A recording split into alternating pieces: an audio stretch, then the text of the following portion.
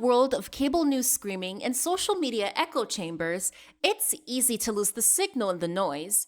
Every day, policy is debated, votes are cast, and your tax dollars are spent. We cut through the headlines to bring you the critical context you need, focusing on what's really going on in news and politics. Welcome to the Analytical Iowan Podcast. This is your daily dose of fact-driven politics. Let's analyze today's news. Here's Eric. And we are back here on the Analytical Iowan Podcast. It is Friday, December 12th, as you are listening to this. And as I say every day, we've got a lot to talk about because there's always a lot to talk about with this administration. Now, before we get too deep into the news and the events of everything going on, I want to touch on a little bit of housekeeping. You guys may have noticed that yesterday's podcast for the 11th did not go up until the early morning hours of today. Now, full transparency, I had recorded yesterday's podcast, and I use a program to automate a lot of the things I do. It's one of the reasons why I can keep my content going out as well as I can. Before I started doing that, I would get 2-3 days behind over on YouTube. And I didn't like that. I didn't like being so far behind. So I found a way to automate the process. So when it goes live on TikTok, it's live up on YouTube within a little while. And one of the things that I use that for when it comes to the podcast is that process will add in my intro and outro and do all of that for me. Well, I did my normal thing, recorded the podcast, uploaded it to Google like I normally do to start the process rolling, and it never went any farther. I don't know why it stalled or what happened, but somewhere in that process, it stalled. And I didn't even notice it at first, and it wasn't until pretty late into the night that I saw that there was an issue. And by the time I was able to actually sit down, look at it, figure it out, and get it pushed through and done, it ended up rolling into the early morning hours of today, Friday. Now, I thought about just skipping the podcast entirely, but I thought it was a pretty good show, so I decided to go with it. I still put it up there. I hope you guys enjoy it, but that's why it wasn't out when you thought it would be out, or why it wasn't where it should be. Now, continuing this housekeeping just a little bit longer, I had somebody leave a comment on one of my posts over on Spotify, commenting about how Spotify was a couple days behind. And yes, I've been a little behind on Spotify. I'm going to try to do a little better about keeping Spotify closer to current. But one of the problems I run into with Spotify, unlike everywhere else, the thing I use to automate everything does not work with Spotify. It does work with another hosting service, and I could link that to Spotify, but I don't know exactly how well that would work. And that other hosting service, well, I'm not doing this to really get paid. That other hosting service doesn't actually pay creators. Spotify eventually will, you can monetize. And while I'm not necessarily doing this for the money, as a lot of you follow the Rational Boomer, as he says, if I'm making content for them and they're making money off of me, I should get a kickback. And I agree with that.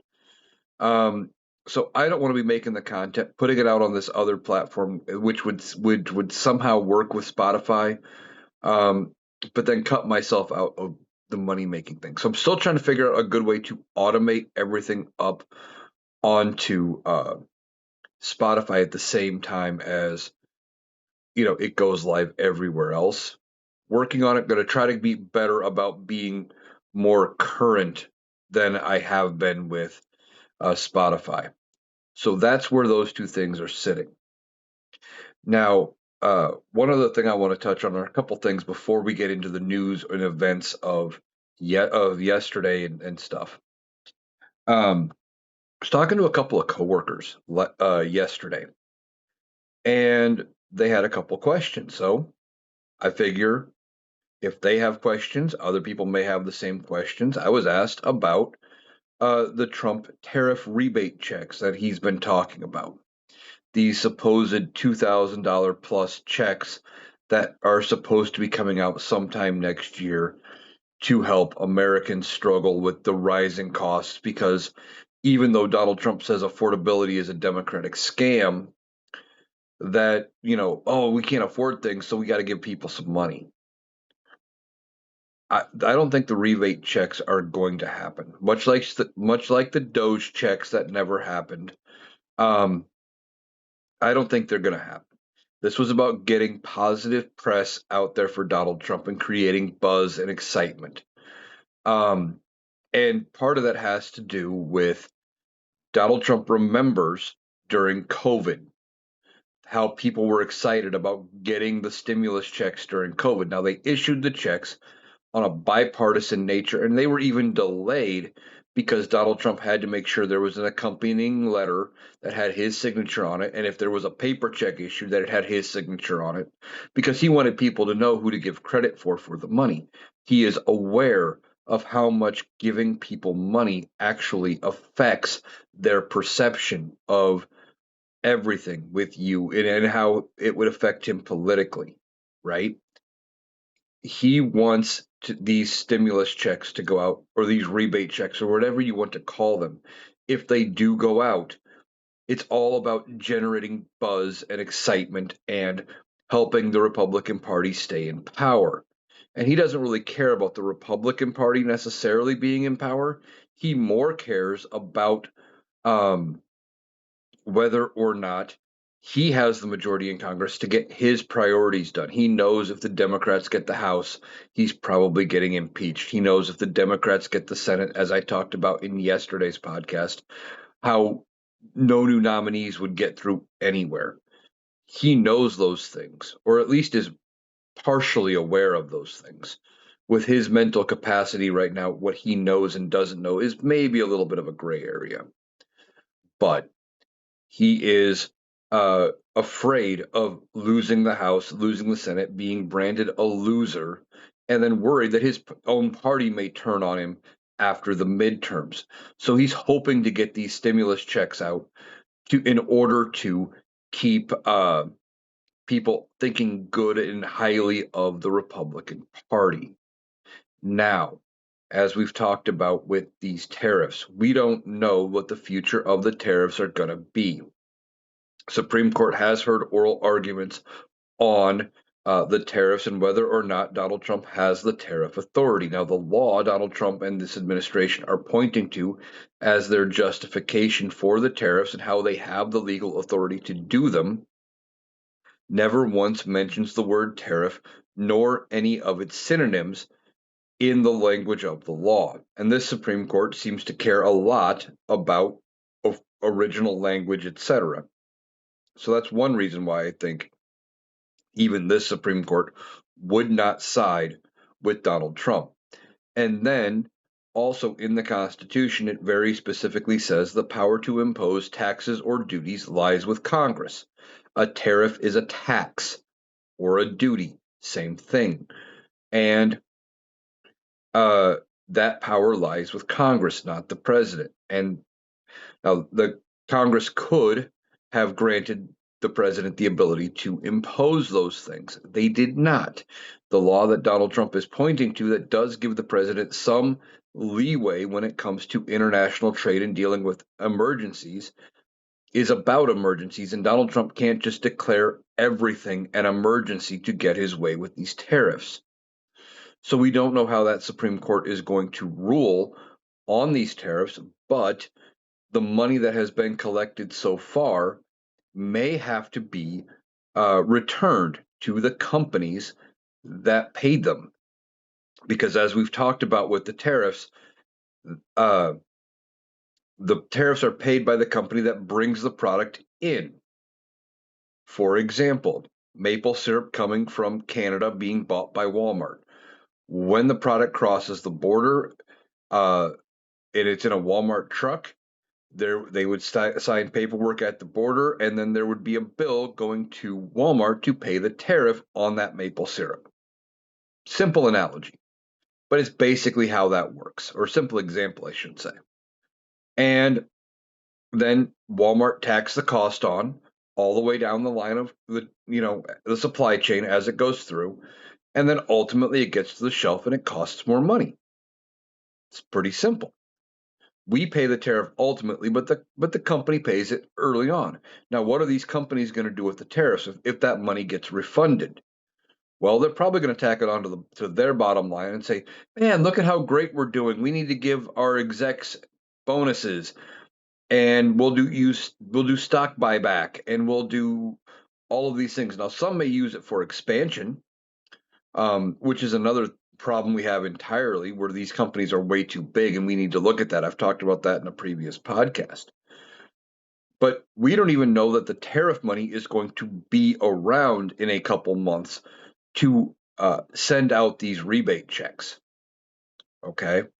Beyond that, we're not 100% sure how much money has been generated by the tariffs, because we get differing figures from this administration, depending on who's talking, including Donald Trump himself. We are hearing anywhere from $350 billion up to, from Donald Trump himself, 17 trillion.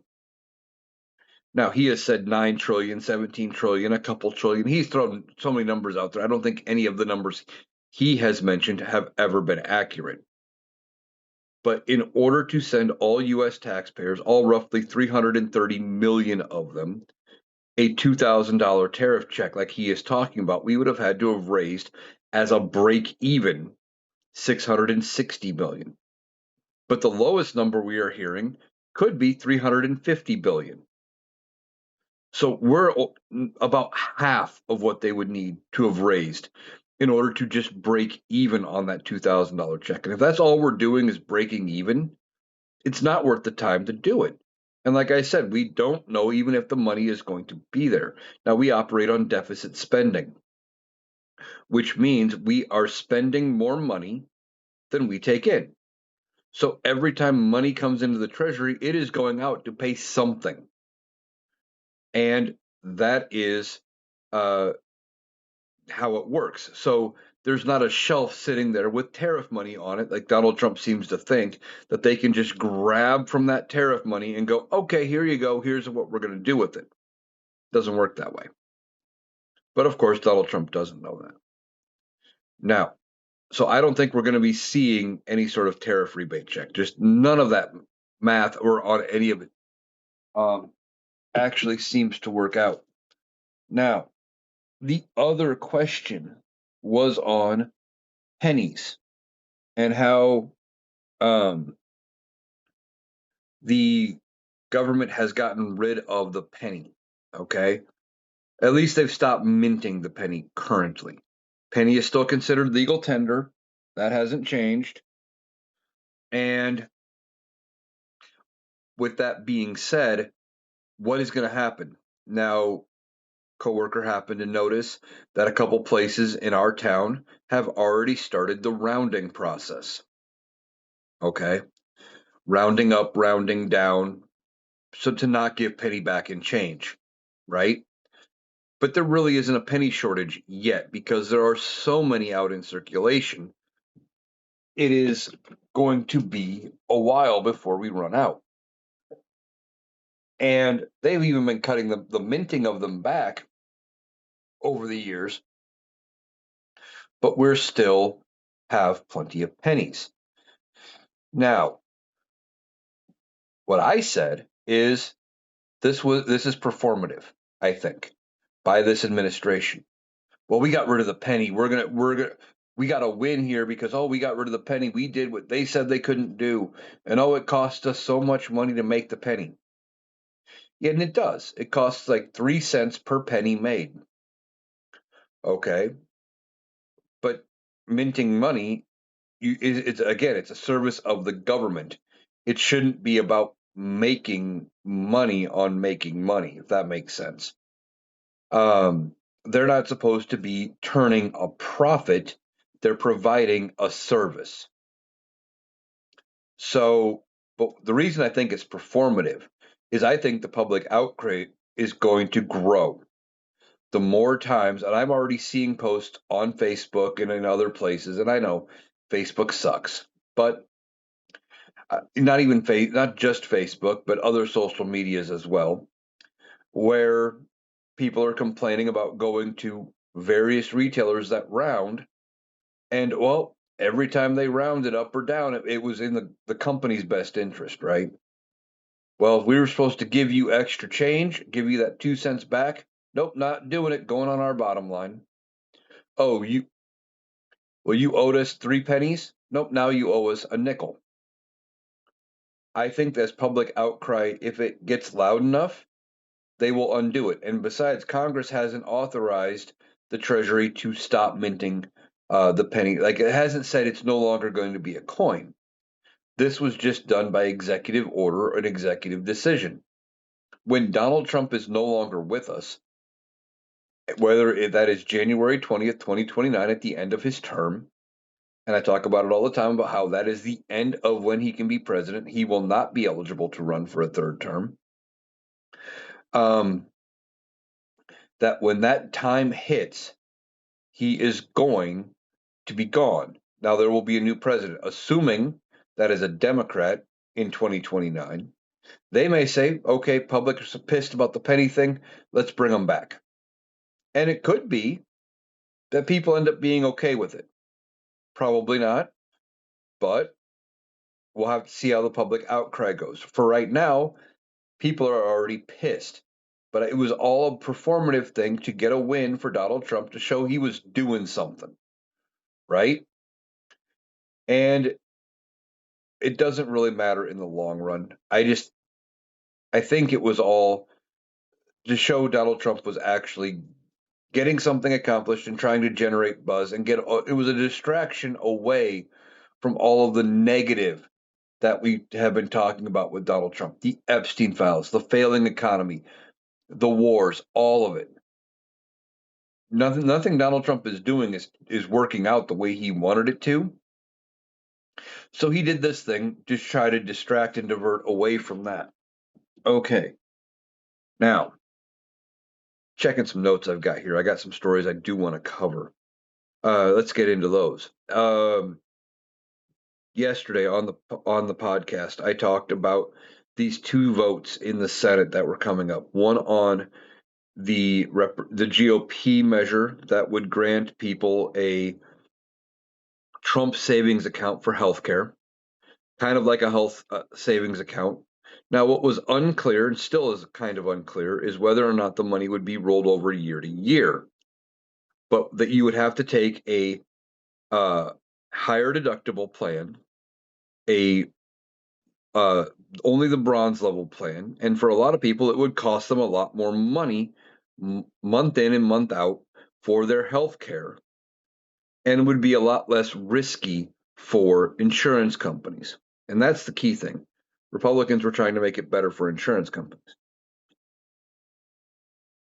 And that they would give you $1,000 or $1,500, something like that, in this Trump savings account that you could spend any way you wanted on healthcare.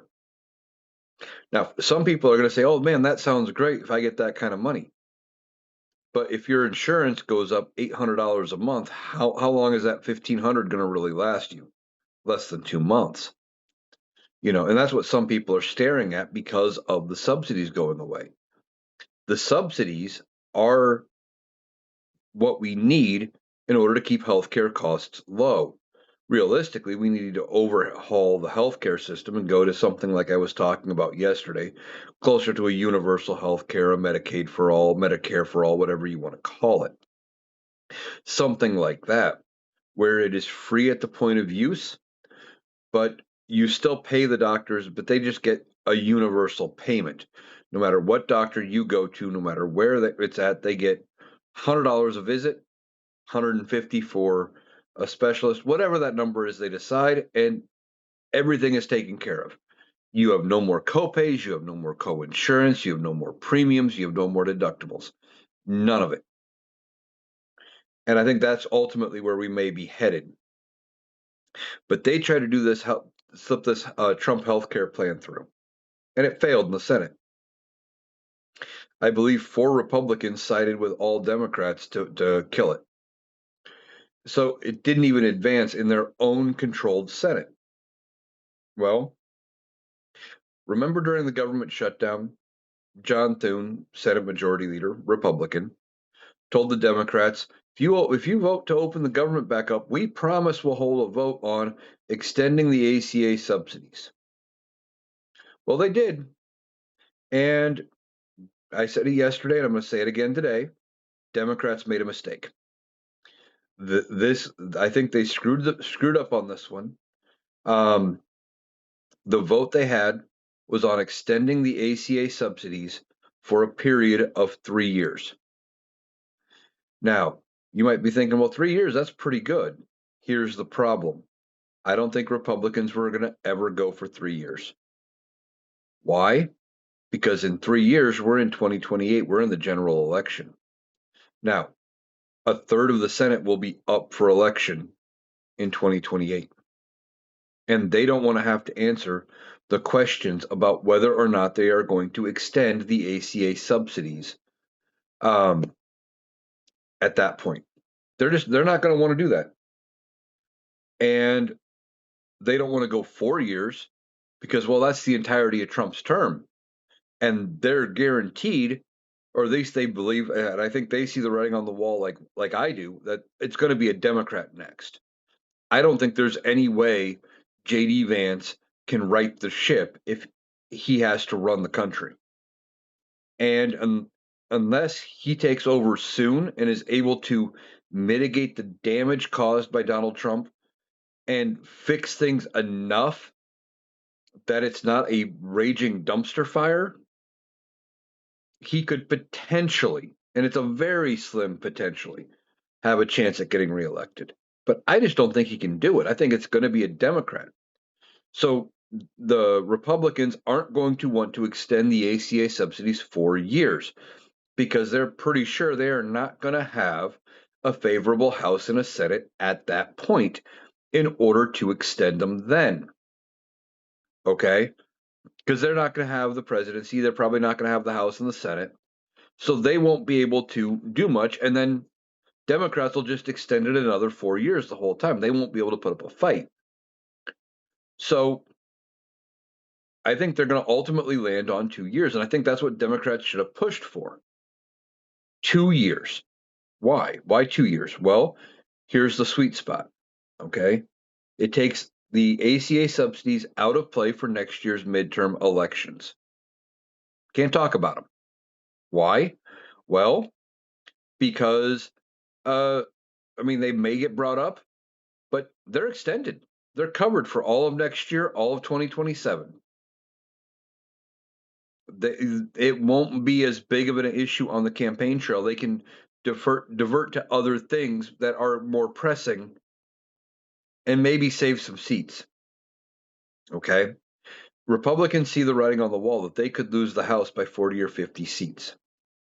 And I think this 2-year ACA plan is actually what would get them, maybe not control of the House, but if they do pass the ACA subsidies, maybe the Democrats only take the House by 20 or 30 seats, not 40 or 50. It could change things. Now, not that I want the Republicans to gain any ground right now, don't get me wrong. But this is what you need to pitch them in order to get them on board for passing some kind of legislation. Now, would Donald Trump sign a 2-year extension? Maybe. Why? Well, you could pitch it to him. Okay. Well, Donald, we tried to pass your Trump Care program. It didn't go yet. We need more time to come to work on it, to get it better, to make sure it works the way you want it to, so it works flawlessly and perfectly, and it is the best it can be when it gets launched, because you don't want it to fail with your name on it, right? Oh no, I don't want it to fail. I could never imagine myself failing. You know exactly what he would say something like that. And they could convince him that he would look like a hero for signing a 2-year extension to give them time to expand their version and make it better. In the meantime, if they get shellacked in the 2026 midterms, well, by the time they expire, Democrats are in control of Congress and they're off the hook. if Donald Trump is even with us at that point. I mean, we know his health is a concern. Okay. Um, so these votes on the ACA, I think that's what is where it's going to be at is a 2-year extension. Now they're working on a bipartisan agreement in the House, and I think they may be working on getting enough votes for a discharge petition to bring it up. So if they have enough votes through a discharge petition, um, then they could turn around and uh, kick it back over to the Senate, and I think that's when the Senate takes it up and actually passes it. So we're watching that to see what happens. I still think they're going to pass something on the last minute of the last day. Now, Donald Trump did sign an executive order yesterday. Well, it had an executive order. It was a pardon. And he is pardoning Tina Peters. You might be wondering who Tina Peters is if you're not familiar. She is a Colorado election worker who allowed people who shouldn't have had access to them, access to voting machines in Colorado after the 2020 election. And she got sentenced to a period of time in Colorado on state level charges for her role in doing that and affecting the 2020 election or interfering with it, or could be, tampering with for future elections, or what, all of those things, because she let people who should not have access to voting machines have access to them and get into the source code and do all sorts of things. And she has been a big Trump humper. So Donald Trump issues her a pardon. Well, it doesn't do any good, right? It does, but it doesn't. It does some good if we had a decent DOJ who was going to go after her on federal level charges. But we don't. Pam Bondi will never charge her for anything. Merrick Garland sat on his hands with most of the J6 stuff. He went after the low level people who were there on J6, but he didn't go after anybody anywhere else in the country for any of their efforts to overturn the election. He sat on his hands, called it a political matter. So she's not under federal charges. So while she got a pardon for it, which means if she was ever going to be charged for federal stuff, it wouldn't be into effect because of the pardon. But she's in jail for state charges. Yet the president cannot pardon state charges. Only the governor can deal with state pardons. And I don't know what the Colorado law is as far as pardons go. Some states, like Georgia, require before the governor can pardon you that you serve out the entirety of your sentence. And it is not really clemency or get out of jail free because the governor pardoned you. It is giving you part of your life back afterward because you're not as confined by the same penalties of and some of the same restrictions from being you know from not having the pardon, right? So he goes ahead and he tries to pardon her for, and even some MAGA influencers and stuff were commenting about how that's just not how it works.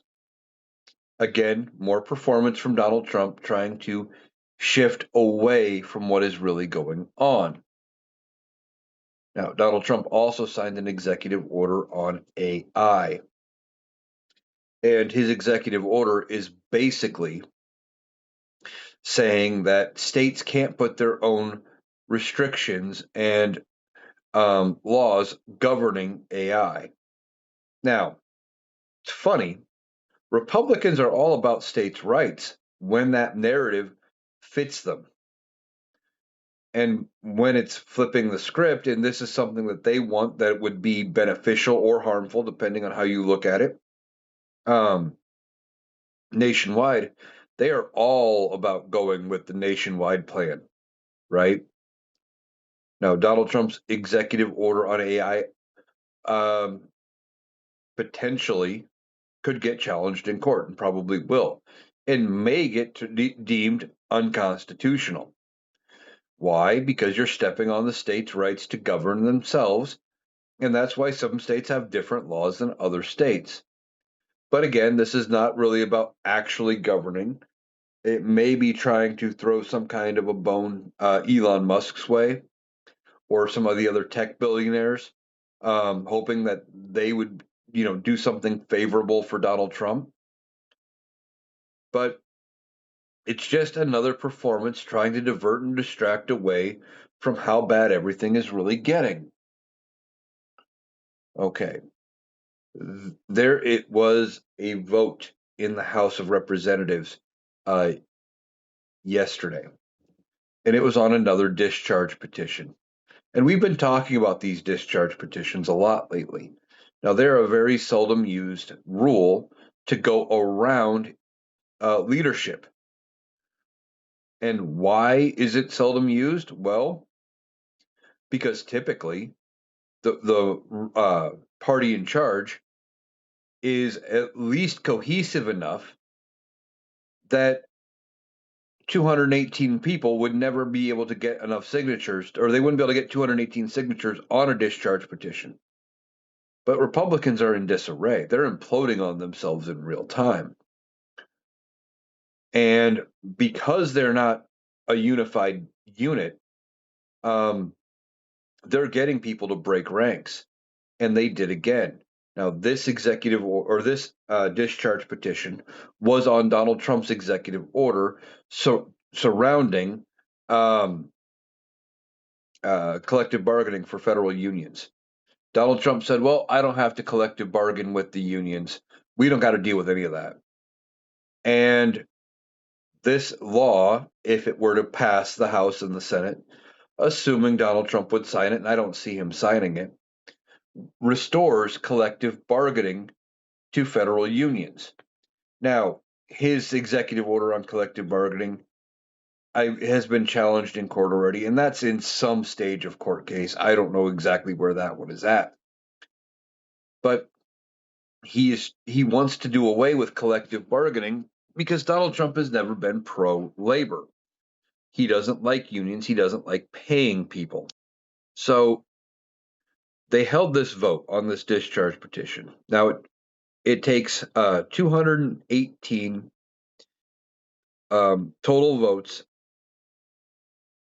to bring up a discharge petition, 218 signatures. We found that out, and we talked about it a lot with the Epstein Files petition. Okay. Well, there are currently 213 Democrats in the House. They needed 5. Okay, so you'd think this is probably going to pass at 213 or 218, something just skate over the line. Well, the final vote was 231 to 195. Now, that's a far cry from being enough to override a veto, but you're talking 20 Republicans roughly broke ranks. That's not insignificant. It shows how fractured this party is. They're not a cohesive unit. Now, there is bipartisan support in the Senate for this measure. I don't know if it'll be enough to get around the filibuster, but there is bipartisan support. So it is now off to the Senate where it will be voted on. But this is a second discharge petition in 2 months that has been brought up successfully, and it has been passed over to the Senate so far.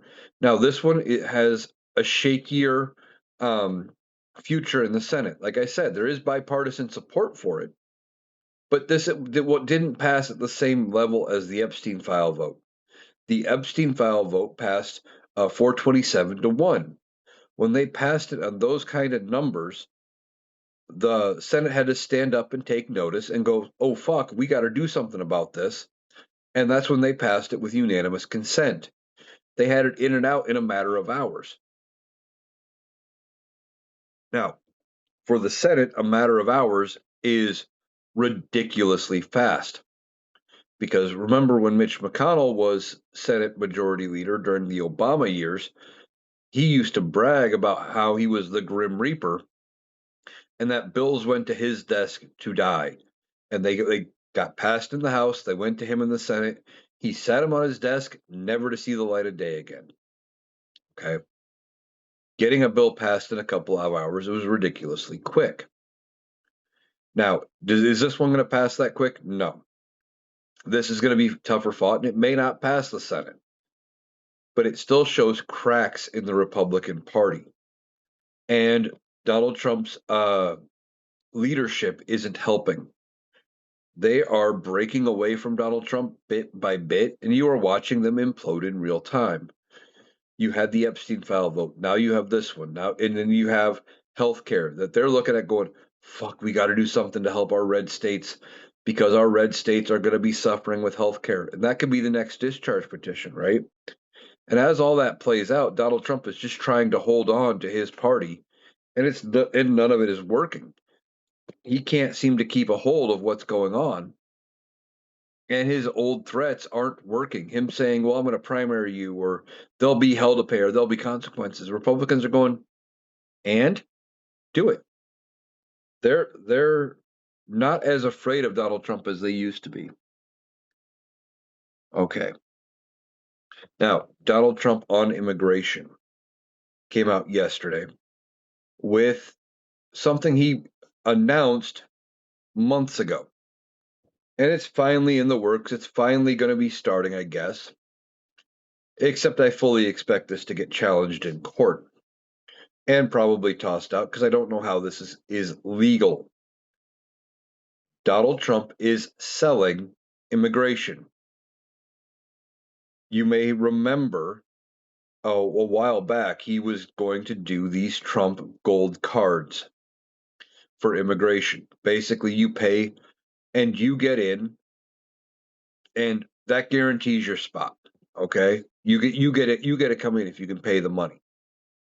And he's talking about how this is going to be a big moneymaker for the United States government. Cool. How's it going to work? Well, the details are a little shaky, but effectively, if you apply for and get a Trump Gold Card, it is going to give you preferred status to come through immigration. They're going to do more vetting, and if you are approved, it's going to speed up the process. What's the cost of a Trump Gold Card? And these things are tacky. They look like a credit card with his face on it. For the low cost of $1 million, $2 million for corporations. Now, according to what has been released so far, corporations could apply on behalf of their employee to get the gold card.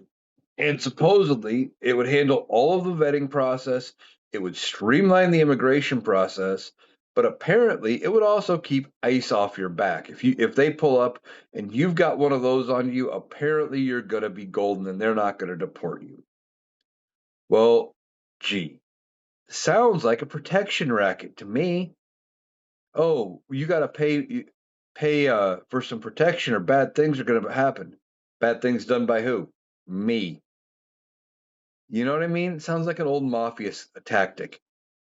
Well, if you don't pay up, we're going to deport your employees, or we're going to deport you yourself if you don't buy this expensive green card. Immigration is already expensive enough, and it's already hard enough to jump through. I guarantee this gets challenged in court and probably overturned, because I don't see how this would actually be legal, and this would be a fee of some kind to do immigration. I don't know, but I'm pretty sure that Congress would have to be involved in the process to approve it, and so far they have not. Okay. Now we've got the 250th anniversary of this country coming up next year. And one of the things Donald Trump wants to do for the 250th in June, not on the 250th birthday itself, but on Flag Day, on Donald Trump's birthday, they are going to be holding a UFC event on the White House lawn. as part of the 250th anniversary celebration for the United States. Now, that in itself is ridiculous. They don't need to be holding a UFC event on the White House. I mean, they got space now that they tore down the entirety of the East Wing. Um, and is the ring and everything that they're going to be building to accommodate this event? Is it going to be done in the same time frame that we are looking at for the ballroom that he wants to build? Which it looks like there is no plan going forward. There isn't even an architect. Well, there might be. But he fired one architect, was trying to get a second architect for the ballroom because the first architect said, "Yeah, your plan isn't going to work. It's too big. The features won't fit. Um, it's just not feasible to do it the way you want." So Donald Trump had to fire that architect and try to find somebody else who would just agree with him because Donald Trump hates being told no. But for part of the 250th anniversary of this country, there's going to be a UFC event at uh, the White House. Now, I don't know who's going to be fighting. I don't necessarily care. If it was a WWE event, which Donald Trump is connected to the WWE, his Secretary of Education, Linda McMahon, is the former CEO of WWE, and her uh, children and son-in-law are running the company basically. If it was a WWE event, I would say, how about we have Joe Biden versus Donald Trump? Winner keeps the presidency, something like that. That would be good. That would be entertaining. But it's a UFC event, and realistically, it's something else that doesn't need to happen. This is all about feeding Donald Trump's ego and, oh, look how cool they built a UFC ring for me to watch in my house. And, this is just somebody who has never been told no and thinks he can do whatever he wants because he's got a little bit of money and now a little bit of power as the president of the United States. All right.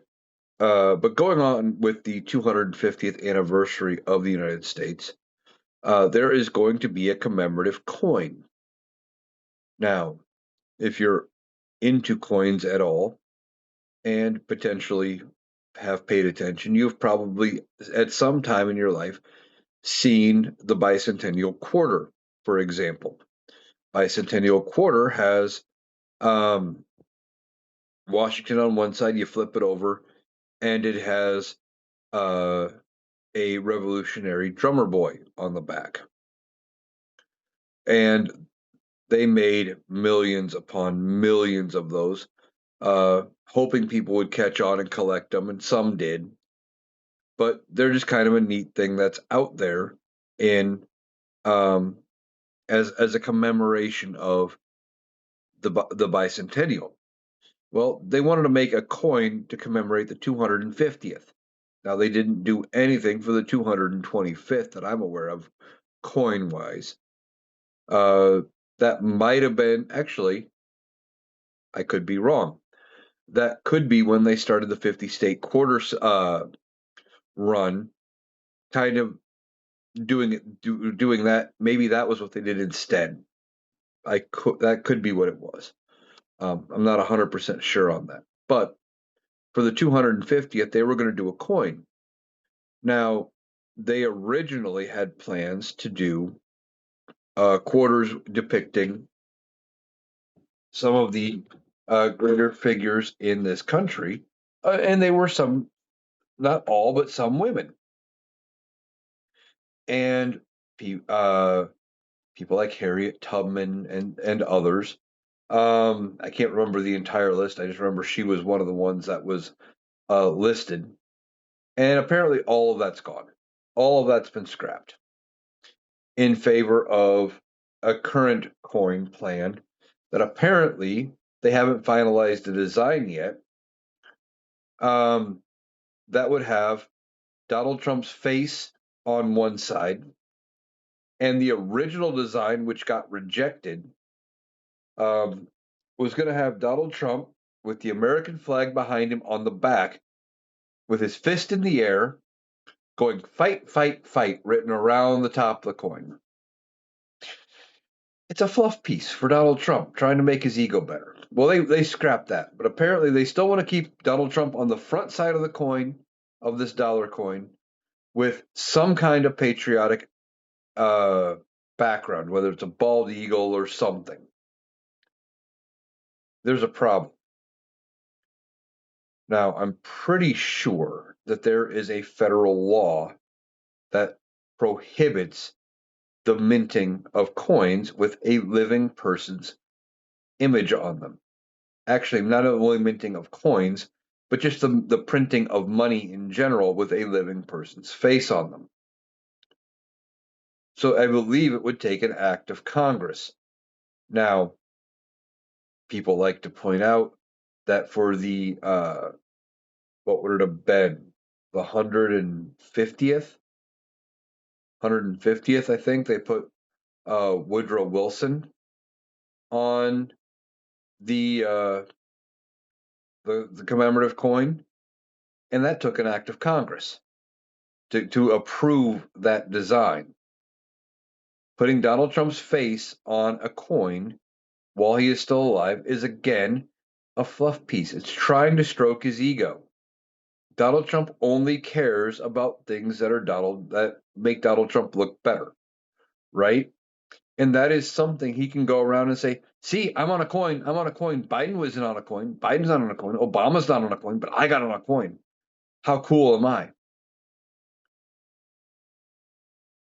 If they go through with it, it's not going to work out the way he thinks it is. People aren't going to be excited for this coin. It's not going to become a collector item.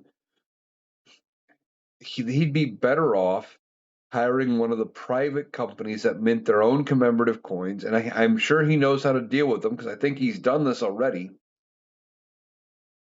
And mint up something special himself that he can hawk on his website for $40 a pop or $30 a pop or whatever price tag he wants to put on there. And he'd get more buzz and more excitement, and people who actually want that kind of a thing would go out and purchase it from him. This whole thing is ridiculous. I don't think he actually ends up on a coin while he is alive. And once he is no longer with us, I don't think he's going to be recognized in a good light at all. And no one's going to be willing to put him on a coin after that.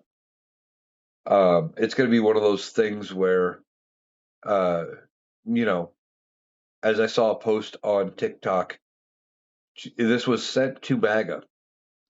It said, MAGA, what's going to happen 20 years from now when your kids or your grandkids, depending on how old they are now, come to you and say, did you vote for Donald Trump? Were you ever MAGA? And you're going to lie to them and say no.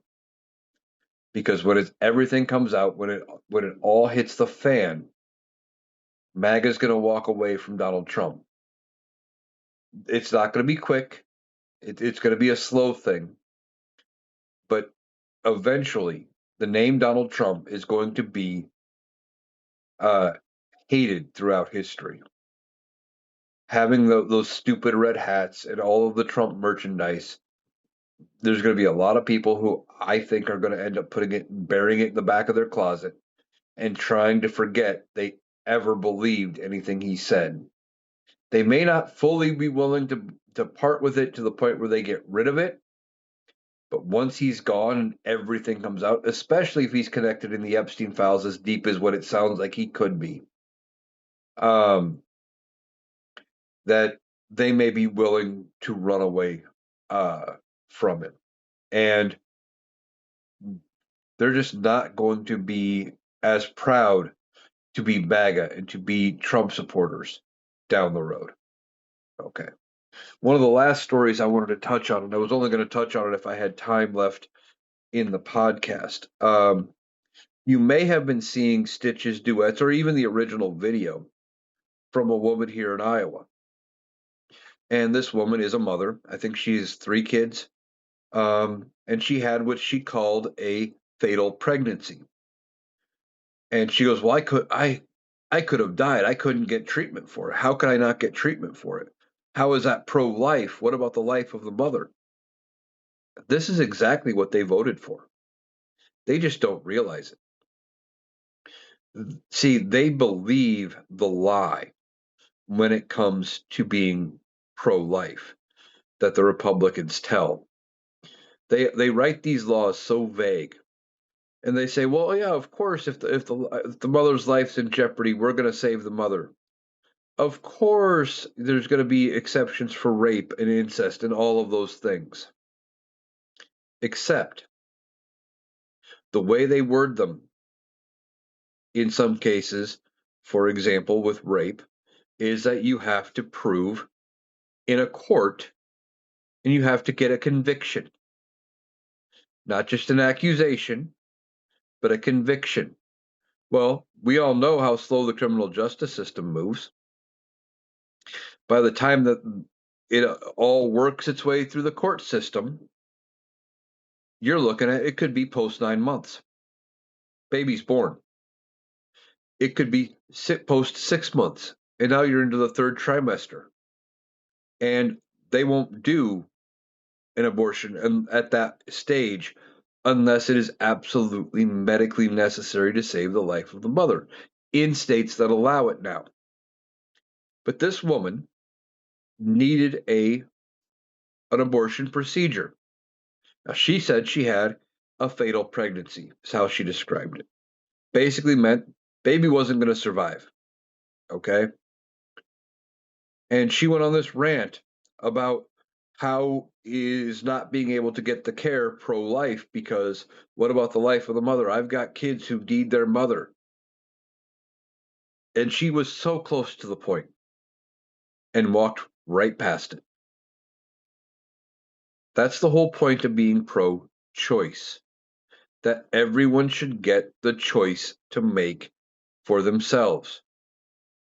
Now, you can be pro-choice while also being pro-life for yourself and say, well, I would never make that choice myself.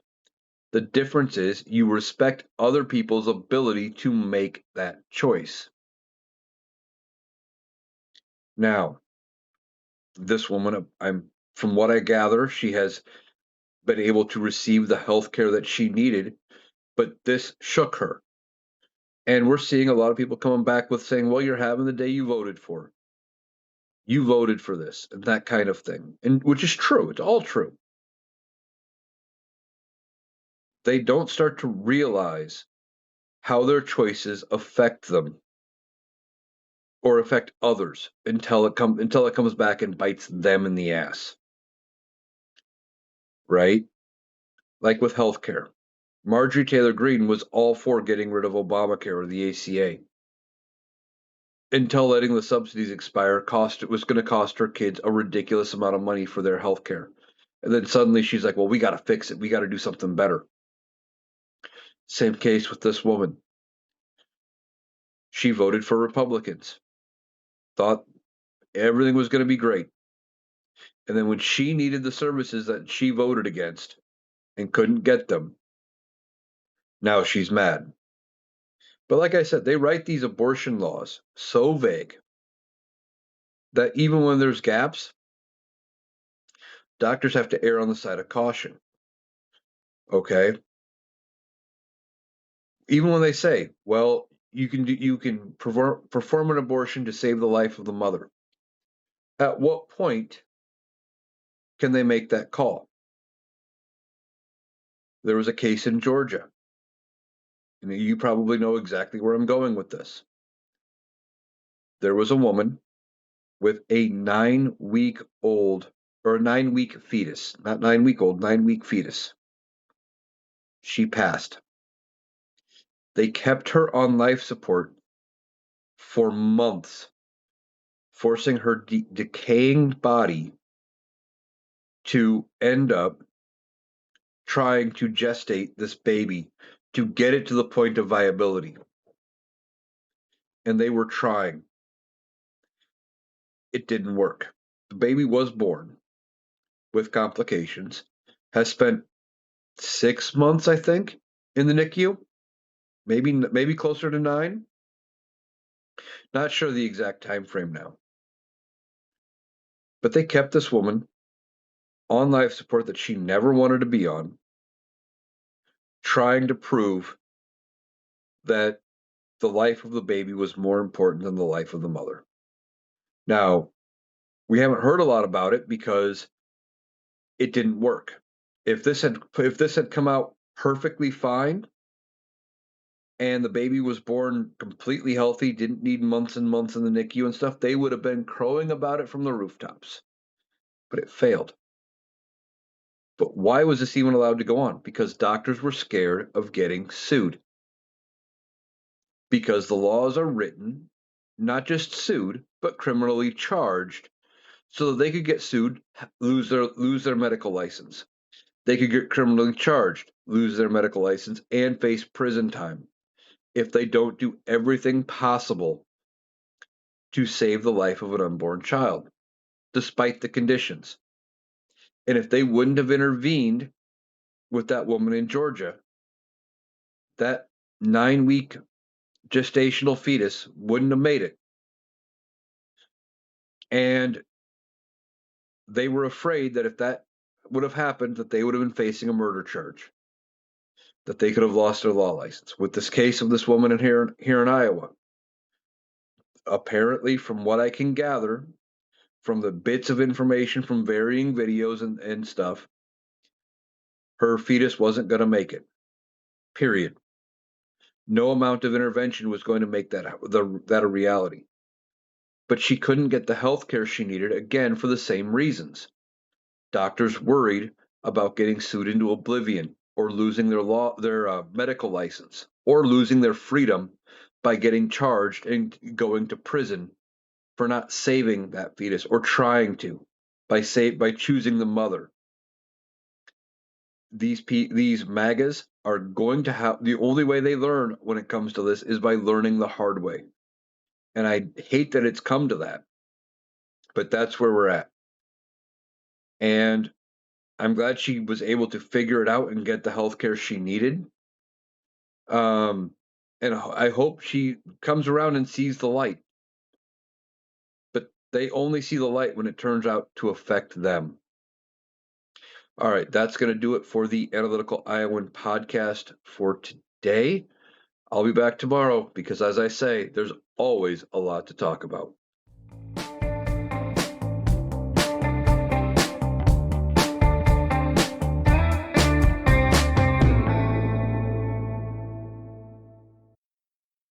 That was Eric.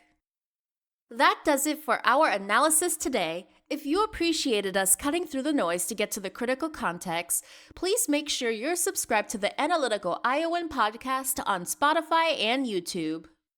We'll be back tomorrow. Thanks for listening.